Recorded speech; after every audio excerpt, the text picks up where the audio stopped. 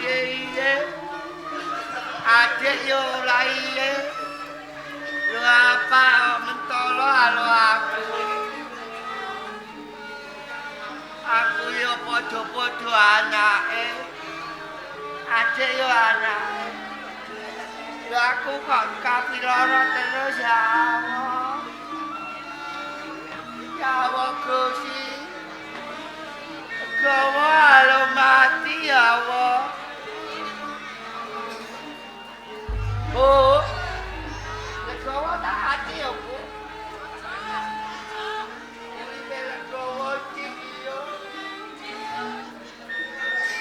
Uluannya ada kayak iyo. Mati ya. Bu. Dek. Gawa amit hati ya Dek. Mone gawa es hati. Hati ayat. Alam dekat bapak Dek. Bapak udah ngajar halo akang. Apa hari itu? Apa hati apa jam?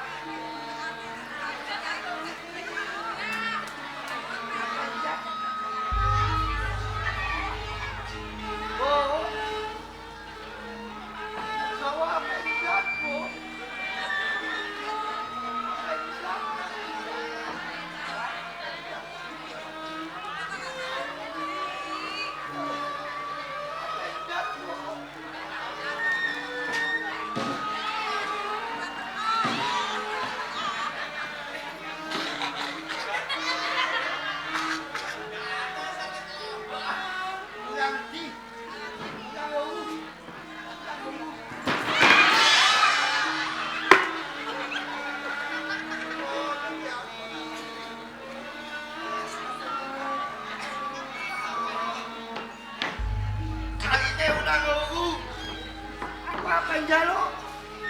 Penjalo Ali.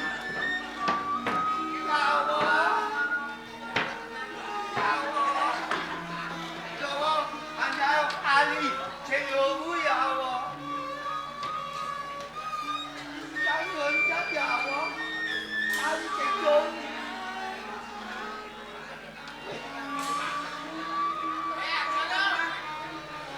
Oh. Tiga itu. Gawa ijo mati iki.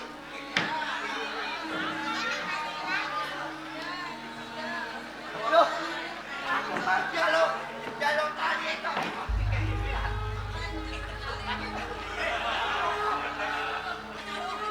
Gimana gawa uripe ayo.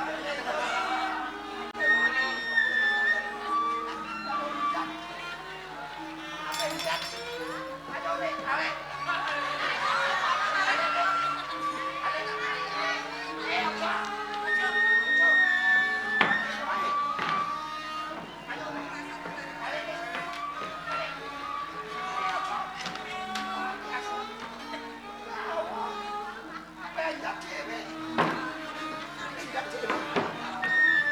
Dek, Bu, gawa nyalo amet.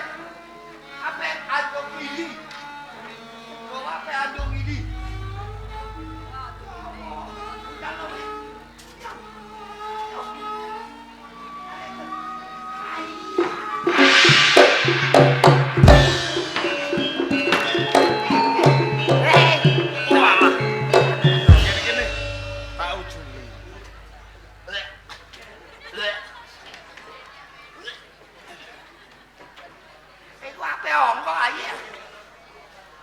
Ora sandadak nesu karo aku.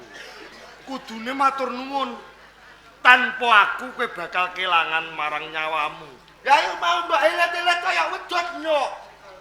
Iki mau ora sengaja. Apa mbak atene Nganti kebranan atiku weruh nom-noman kepengin mungkasi kelawan uripe. Aku bileng kok. Bileng jan. Mau bingung. Rumangsa bingung. Heeh. Aku kepengin mangerteni. Apa? Sapa sing dadi aranmu? Aku Legawa jan. Legawa. Legawa. Ambean dinten. Kowe kepengin ngerti kelawan aku. Kok nulungi alih ula. Sampeyan dinten. Diwanoke Legawa. Nggih. Aku Pangeran Hadiwarna, putra pengayoman ana ing kraton Bumi Loka. Enak jiwa tak bumi kok. Waduh nggih. Kula nyuwun apunten. Sik, Legowo. Nggih. Ora sandadak kaya ngono. Pun apunten yo, Den. Kok nyampean niku tembahan kula. Kula nggih nyuwun kalih jenengan.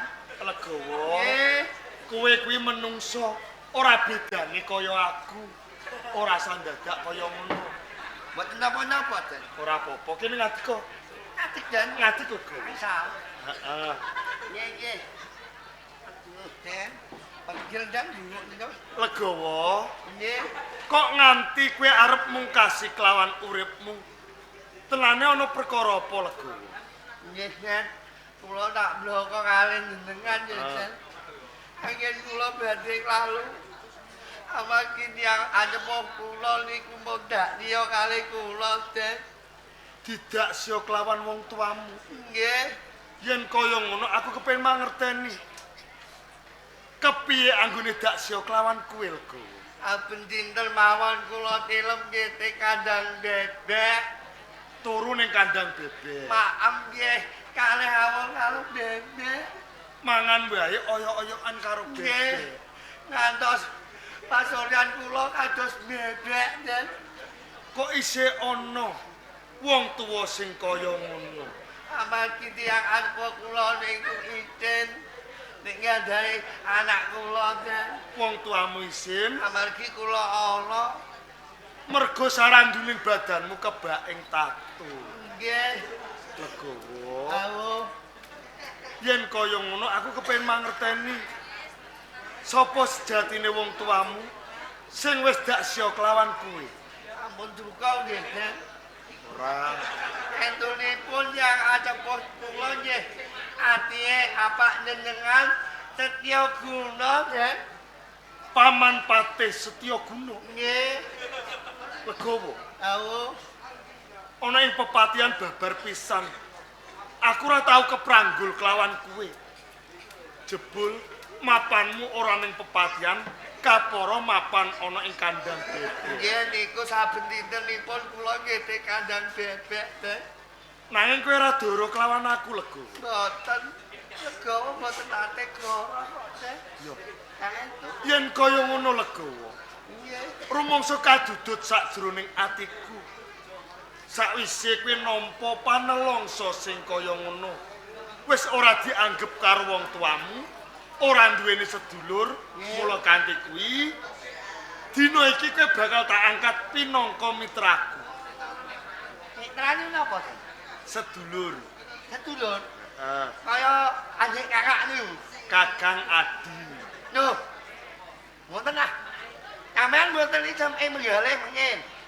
Aku isin. Nggih. Ngopo aku dadak Lho isin? kula ana lho, Den. Mung perkara ala. Nggih. Nanging kowe kuwi menungso. Mula kanthi kuwi sing tak jaluk lawan kowe ana ngendi papan dunungku kudu ana Legowo.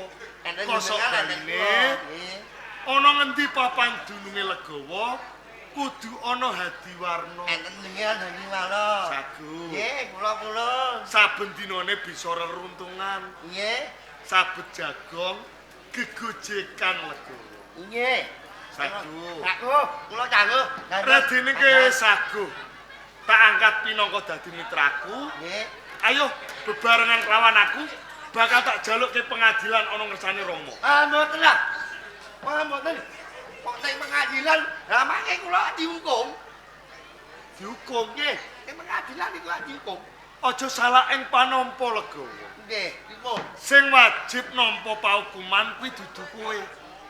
Nanging wong tuamu Paman Patih Setya Guna. Ah, dihukum lah. Mboten lah dihukum penjara. Nek kaget dipateni mawon. Mergo tumindake lugu. Nggih. Wis dak sia kelawan kowe. Nggih. Nah, kowe lila lamun wong tuamu nampa pidana. Oh, kula ikhlas, Den. Kula ikhlas. Ayo, Kula pun bebarengan kelawan aku. Sowan ana ngersane Rama. Ngoten, Den. Ayo, ayo. Nggih.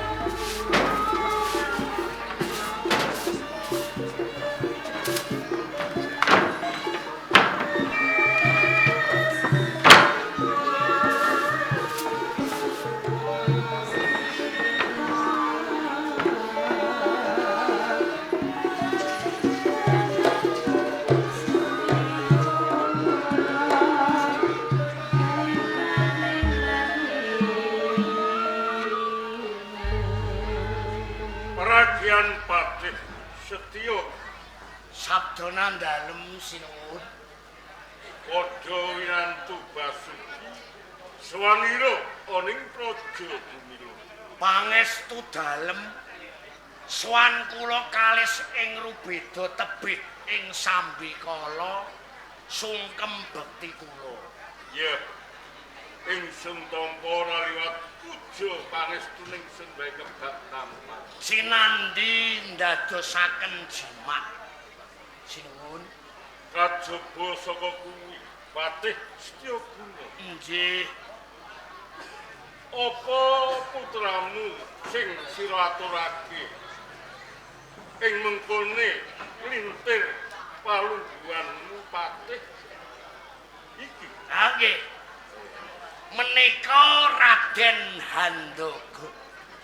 Handaka Patutan kalian Nyai Patih. Piyayine niki galak kula nek disengeni kula wedi. Nggih. Sae wong karo garwane kok galak. wicaksana sedayanipun mila kula jagokaken menawi duk ing wingkingipun ing tembe wingking Kanjeng Pangeran Adiwana lenggah pinangka ratu.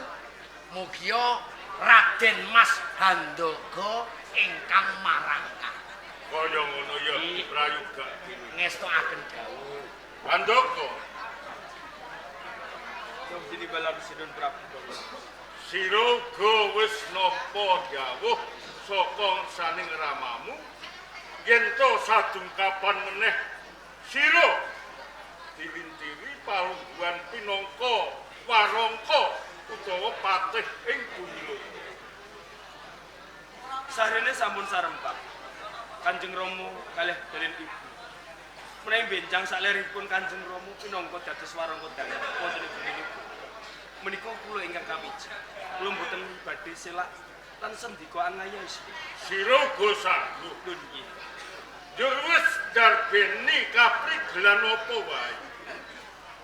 Ngenani kabisan kula kinten mboten badhe nguciwen nandal. Rinten sodalu awis saking panggolongan Kanjeng Rama dalah Kanjeng Ibu. Kula tansah sinau bab kautaman. Utamanipun kaprajulitan, kaprajan, kasusastran, lerekipun wonten kabrahmanan. Nanging ingkang kula suwun sih, menawi benjang tasih duna-dungkap anggen kula marangkani nandalem wonten ing bumi loko. Ampun tido-tido lan ampun wedi kanggelan. Mugi nandalem kersa paling wewarah lan sesorah dhateng kula mangkene. Kaya ngono. Sanggit lantip wa wicaksana. Nyai Patih, Iji dawuh. apa kabeh iki bener sing diaturake marang putra? Menika sedaya leres nuwun. Ingkang putra kasunatanipun sampun nindakaken kewajiban. Saya malih piyambakipun menika sampun neteti kewajibanipun pinangka calon pepati wonten ing Bumila. Kaya ngono ya kang rompo. Mung wae Doli. Anduk sira ingsun jumenengake Patih. Mengko yen to panjenengan ingsun wis kelakon jumenengake putraku Pangeran Adiwarna pinangka ratu ing Bumila. Kula ugi nayogyani sanget menawi benjang ingkang kawisuda pinangka dados ratu utawi nata wonten ing kraton Bumilika menika Kanjeng Pangeran Adiwarna. Kula jumurung kula saged. Kula ingkang sowan. Bener. Kono-kono. Lega.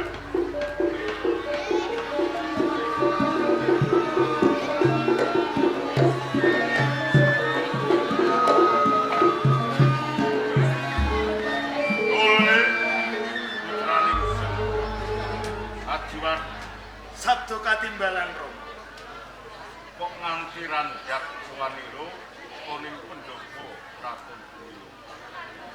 Nembe kemawon kula ngayahi kewajiban kula. Duk nalika semanten panjenengan paring dawuh dumateng kula.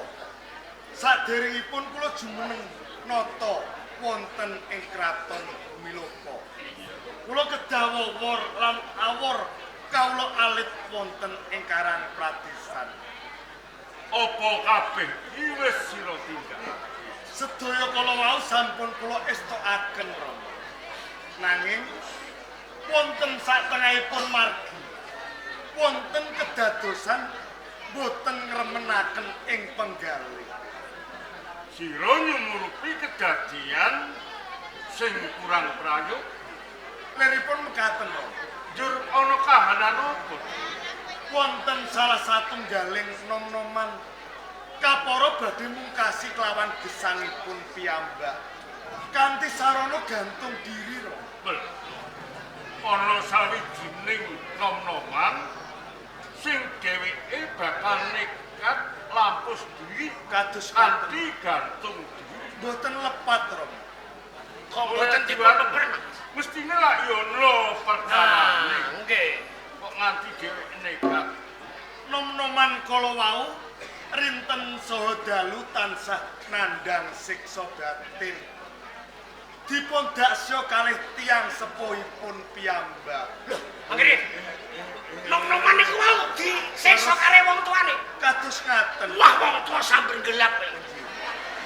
Dadi anane dheweke arep mungkasi diri pribadine iki kasiksa batine. Ngaten Rama. Ning omah disiksa lawan wong tuane. Boten lepat. Turu wonten ing kandang bebek. Mangan mawon niki oyok-oyokan kalih bebek. Niku ngeten, Manggih. Nek ketemu kalih keluarga kepatihan, watih nu wong sedekah gedhe kula niku. Sak anak-anakku. Napa saestu? Lho nggih. Lho nek ana wong kaya ngoten niku wah ditulungi diopeni wah keluarga kepatih kaya ngoten. Saya kaya ngoten niku diguak. Ning ngono, ngoten niku wong tuane nek perlu nek kula tak keplak tembel tak idan. Wong tua kaya ngoten ra bedha sae to. Kowe yo melu serik yo. Sini kula dadi patih wong jujur wong apian kok. Iya iya. Ana wong Kowe kaya ngoten. adiwan Paring dawuh Rama. banjur bocah nom-noman iki mau. Nah, Sawising arep lampus diri yo kepiye? Nggih kula paring pitulungan dumateng nom-noman kala wau. Nanging Rama kepengin takon. Kados pundi? Coba saupama Adiwarna ki ndarbeni bapak utawa wong tuwa lanang sing watake kejem lan wengis mentala nyiksa lawan anake. nah, Njur dongamu kepiye, Dul? Njungguhaken pangandikanipun Paman Patih Nah. Setyaguna. nggih. Menawi kula gadah tiyang sepuh sampun daksya kalih anakipun piyambak. Nggih.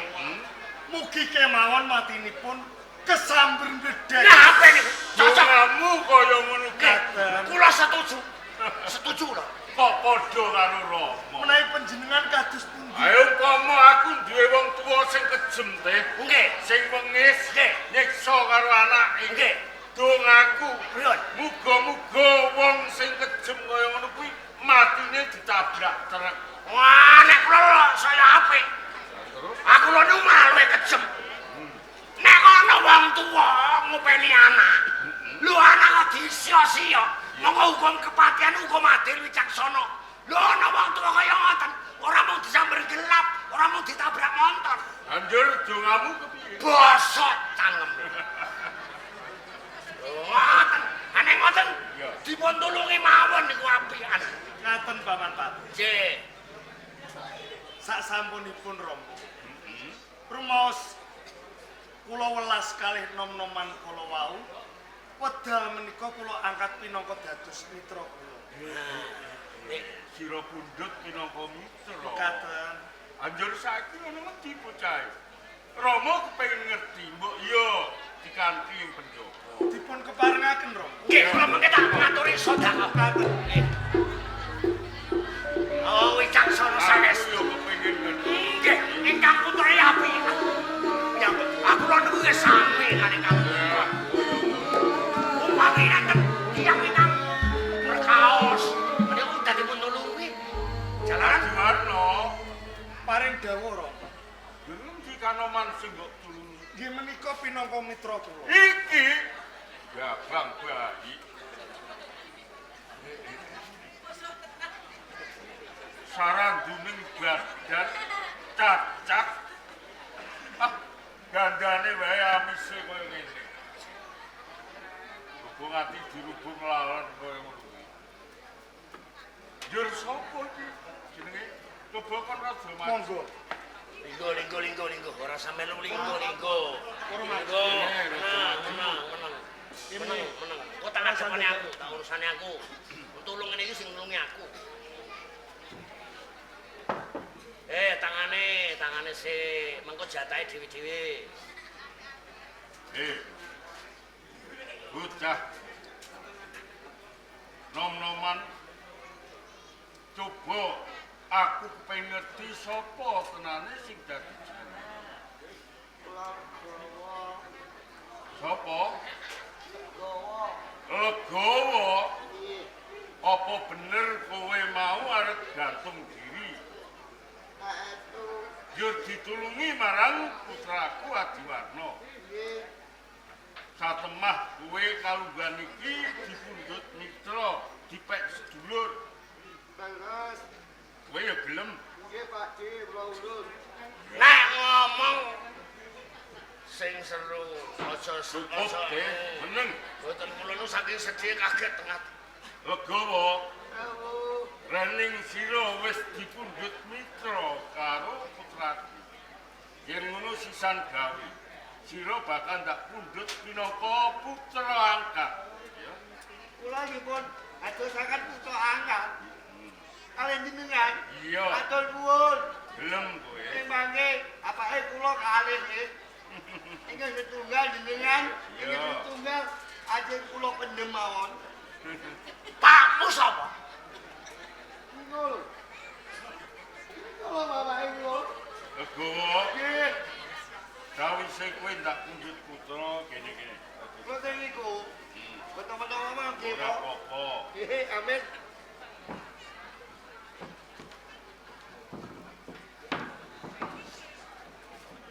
Legowo, Nggih, Pak. rening kowe saiki wis dadi putra angkating ratu. Kowe ora kena ngapusi, ya. Nggih, Mak. Kudu sing jujur atimu. Nggih. Saiki coba aku kepengin takon, kowe isih duwe wong tuwa lanang padun ora? Tasih jangep yang sembuh kula. Isih jangkep Nggih. wong tuwa lanang, wong tuwa padun. Nggih, Mak.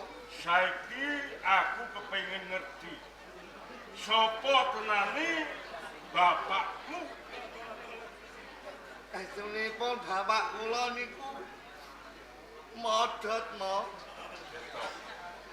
Iki si Dangu Rama kok jawabanmu bapakmu iki lho sapa kok kowe mau? Astunipun bapake kula niku mondol, Mak. Legowo. Dawuh. Lho ditakoni bapakmu sapa Bapake jawabanmu kok kula niku, mondo. bapake kula niku menilik, Mak. Boleh Nggih. Adiwarna. Nani ji kula Rom. Coba takonono sing karo Nyuwun medal sawetawis Rom.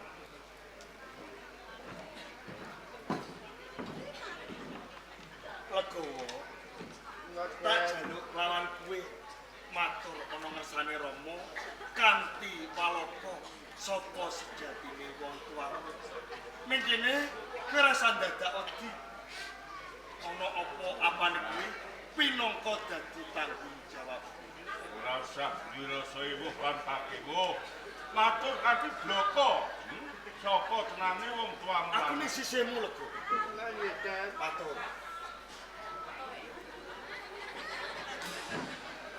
Kanjeng Rama, Piye Legowo? kula tak ngomong nggih, Mak. Kondo sing bloko. Astunipun bapake kula niku Udipati Setya Guna, Mak.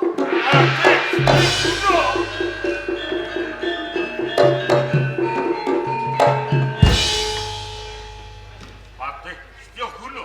Sabda dalem. Apa bener ature Legowo?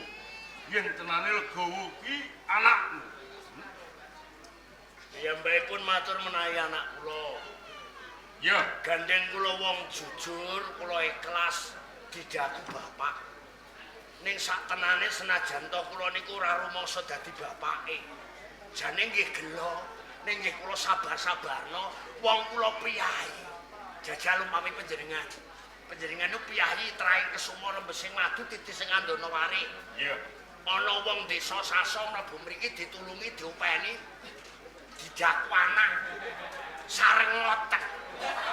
Piyambakipun ditangeti apik, jawabane salah ngapusi.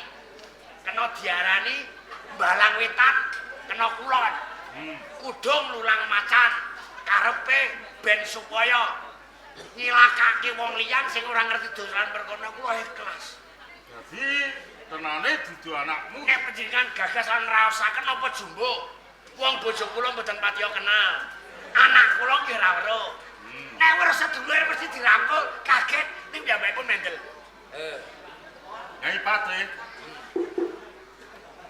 Legowo iki anakmu apa? Coba Wangsulana kanthi jujuring ati.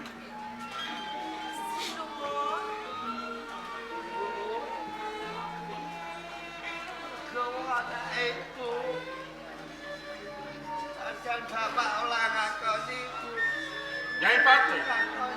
Dawa sira. Coba enggal Wangsulana ditakon. Ora sesendih. Aku weruh. Aku ngerti, Bune. Kowe iki saking masmu anggere weruh wong kowe nangis. Aku jadi ya nangis. Tenang. Kowe ora kesemsem weruh wong ora duwe ning semune ngaku. Aku dipanak. Estu bojo kula niku banget sedih. Mirsani kawanan ingkang ados mekaten niku banget sedih. Gone nangis ki mergo nyawang legowo. Wong melarat kaya ngeten. Sing wujude kaya ngene dasar cacat. Saya ngaku-ngaku anak kula. Niki jane mboten gelok. Ning sedih.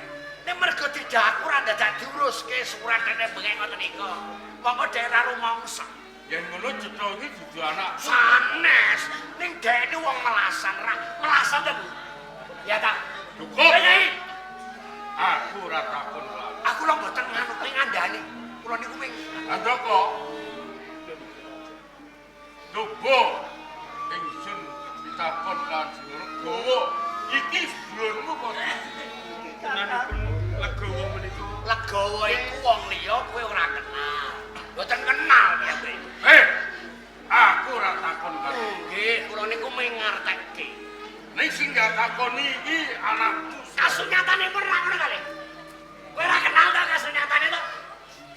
Ning ra kowe melas, mergo dhewe wong ora duwe. Nganti tak nangis ora apa-apa aku ya menas. Saestu kula nek matur ngoten niku. Kakang yo. Niki memelas tok. Aku ngode iki kakangku yo.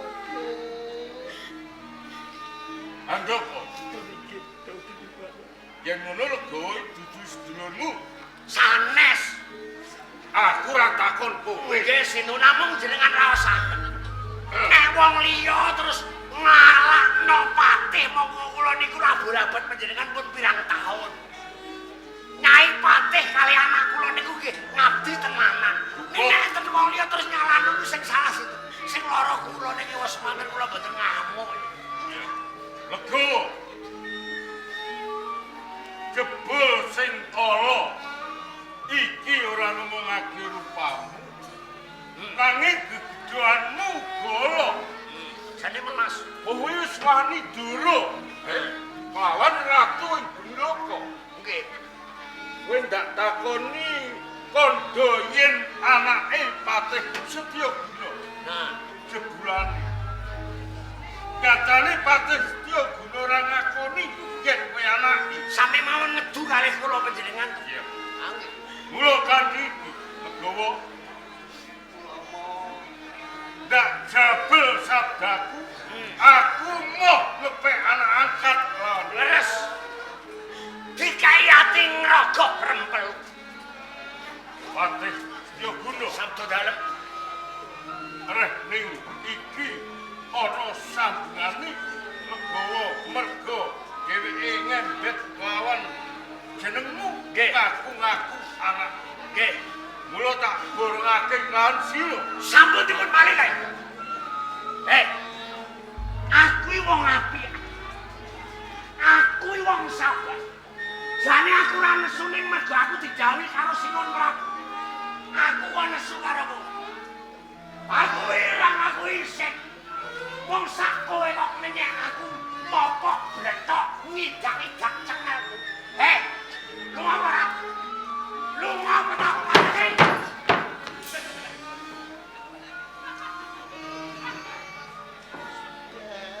Kula berarti sampe lho. Dumateng lego.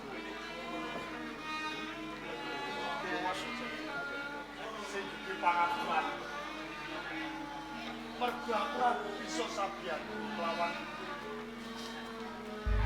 aku kapidak ing pangoso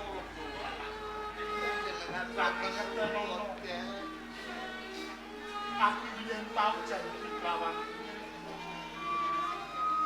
kowe sedina bukan sejati senajan kowe nampa siksa ngerteni lego ono ngendi papat biru ing lawan aku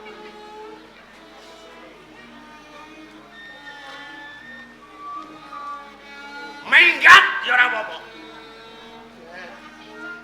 Senenge pate elek. Piye boten ketam sing ati-ati kula nyuwun pamit.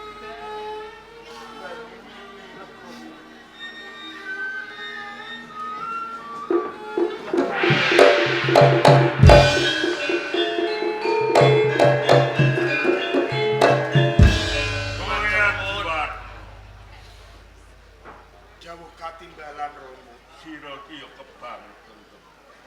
Mongko sira ki calon ratu ing bumi loka. Mundhut mitra. Wis ora gotra rupane tumindake golo. Allah bakal. Kok nganti mbok pundhut mitra, Kula ngertos Legowo menika tiyang sae Romo. Legowo menika tiyang jujur.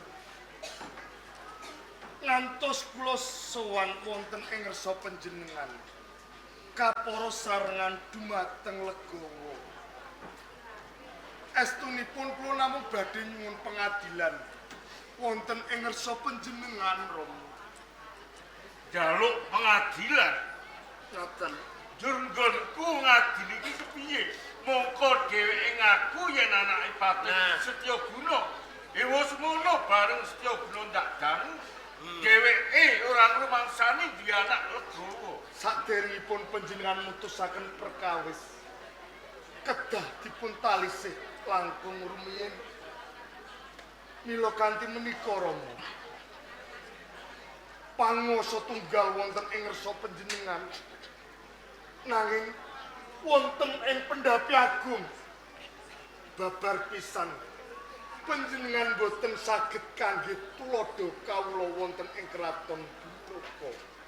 Mongko wonten ing pidaleman panjenengan tansah sorah dumateng kula Tole Hadiwarna.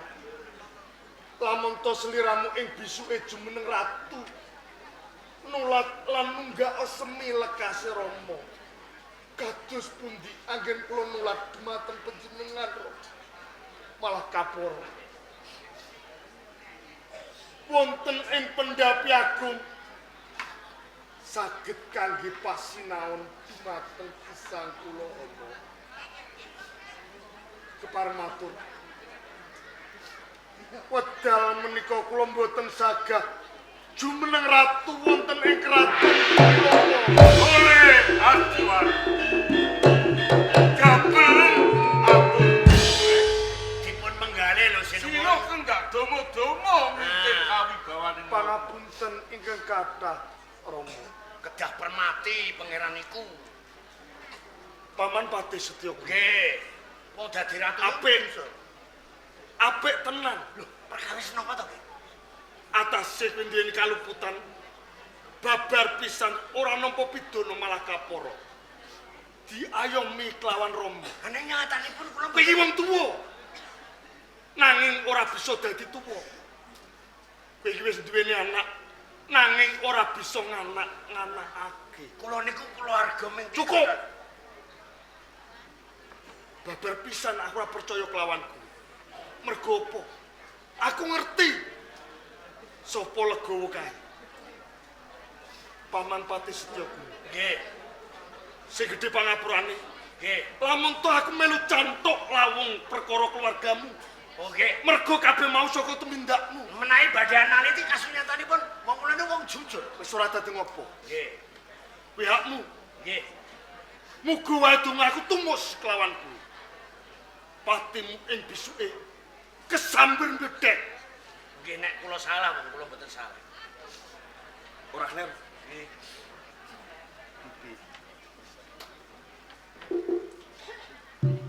Tanpa guna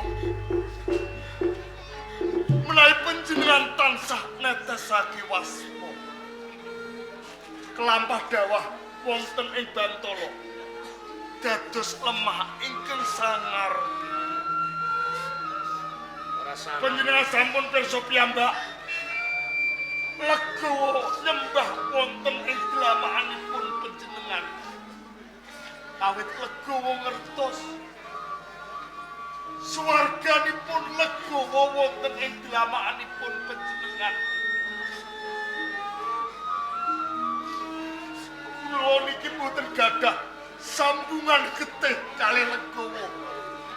Nanging kula saged ngraosaken sepinten panelangsane legowo kados pundi. Sedih kena. Napa panjenengan boten kemutan? Nalika semanten panjenengan bobot 9 sasi 10 dina. Sinau solek empun nang bayi sarantune badan kebain tatu. Nanging legowo menika menungso gadah rasa kados dene kula bibi. Bobote pisan tok lho. Babar pisan panjenengan boten gadah raos welas asih dumateng legowo. Napa-napa bibi. Kula niki gadah kapitayan menawi legowo ing pinjangipun saged gayuh kamulyaning gesang. Menawi wonten pola wali ing jaman. Wong tuwa nyembah dlamakane anak. Oi. Ajiwarno.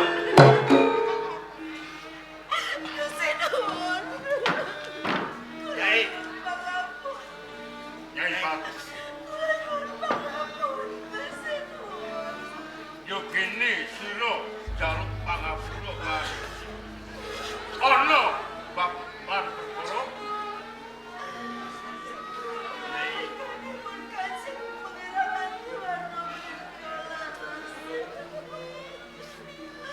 bener kepiye?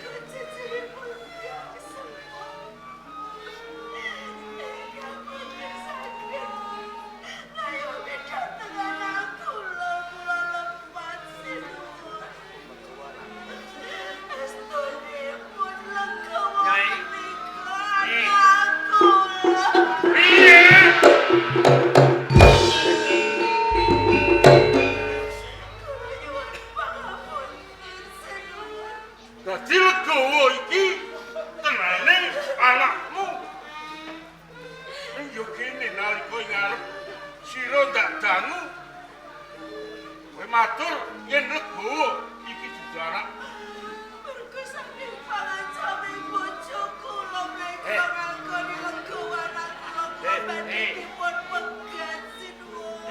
Dadi kowe wedi marang panguasaning bojomu.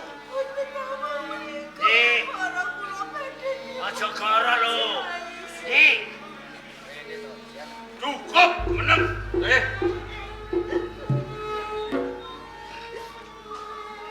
Kowe ngomong apa?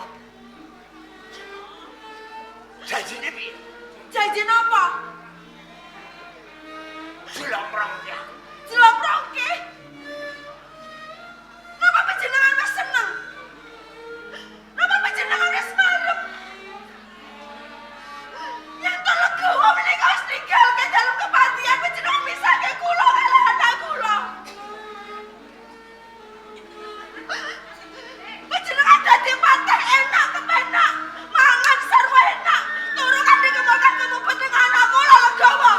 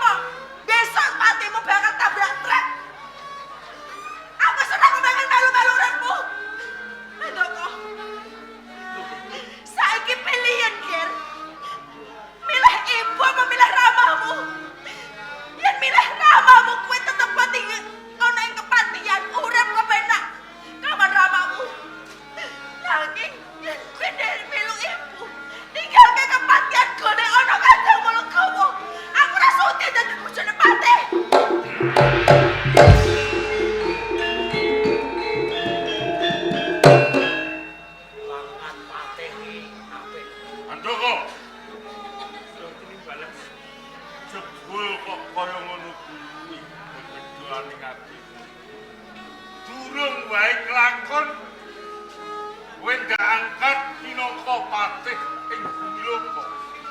Wis wani durung lawan ratu ing bumi loko. Ing ngarep kowe kandhane Negawa dudulur. Ning nyatane opo? Pangapunten iku ingkang agung. Menawi wonten ing ajeng kula matur durung dhateng jalaran kula katindes pangwasa. Kula ajreng kaliyan Kanjeng Rama. Monggo menawi kula kapatraken pidana menapa kemawon pusaka kayu lagi. Menawi kepan kula nyuwun wedal sak petawis. Kula badhe matur wonten ing kersane Kanjeng Rama. Ya. Ndak prilan. Matur sembah. Armatur amole. Kula tresna dhateng panjenengan. Nanging saben dinten kula tansah ngraosaken panulaksane batin kula wonten ing dalem kepatihan. Kula boten pengen dinawa dados putra ingkang duraka. Nanging panjenengan tegelan mentolo kalih Kang Mas Rego. Ajri manah kula pindhane kados dinding piring kapentose wonten ing sela ireng. Sasampunipun saben dinten kula ngertos panjenengan tansah dasya kaliyan Kang Mas Rego. Monggo kula boten kuwawi jalane panjenengan menika sudarma kula. Matur nuwun sanget. Menawi Kanjeng Rama menika pigatosaken kaliyan urip kula. Boten namung suwe nyamping lan dedele Kanjeng Bapak Lukuan Patih wonten ing bumi menika panjenengan paringan pedang. Nanging sasampunipun kula mangertos sisrasana wonten kepatihan. Kula dados warung. Sinuwun. Andhok Mugi panjenengan kersa dados paseksen. Sinar-sinar bumi langit wonten ing kraton bumi loka. Pangapuntenipun. Selaminipun kula boten sagah dados warangkonan dalem sipun. Le, Andhoko.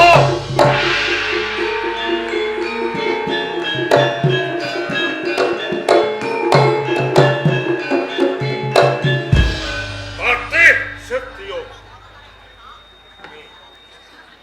Ndak jumbuh aki aturmu ing ngarep. Bareng Adiwarna ngandhakake yen to Legawa anane dheweke gantung diri. Iki mergo disiksa marang wong tuane. Kowe uga melu nyedhakake muga-muga wong tuwa sing tumindake kaya ngono kuwi besok bosok cangkeme. Yen ngono kowe sing bosok. Kowe dhewe sing bosok cangkemmu. Yo guru. Jebul lagi ngerti kalunggan iki yen to tumindak lan pakartimu. Kejeng lan nangis. Cetha yen Legawa iki anakmu. Kuwi daging kulitmu, kowe sing ngukir jiwa raganing Legawa. Ewa dening kowe ora gelem ngakoni apa dipeh Legawa iki cacat wujute ngolo kowe rumangsa isin di anak sing rupane kaya Legawa. Setyo gulu. Kowe ngerti kewan macan. Macan kae galak. Sagalak-galake macan bae ora mentolo mangsa lawan gogore. Lho kowe iki menungso. Kok mentolo kowe nyiksa anak yen perlu anak bakal mbok pateni. Mula kan iki rungokno. Wiwit kalungguhan iki Setyo Guna ndak pocot nggonmu dadi pateni.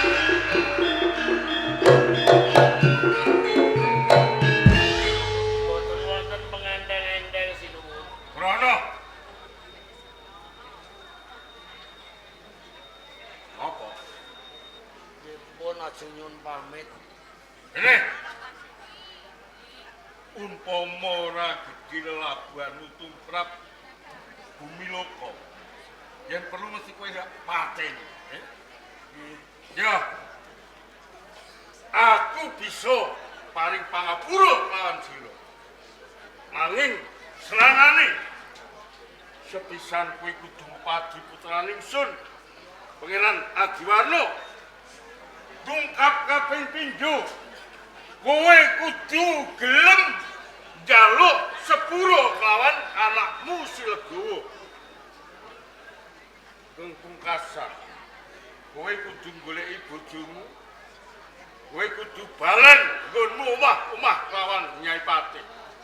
Yen bab telung perkara iku ora mbok tindakake, yen perlu kowe bakal gantung ana alun-alun bumi loko. Bok.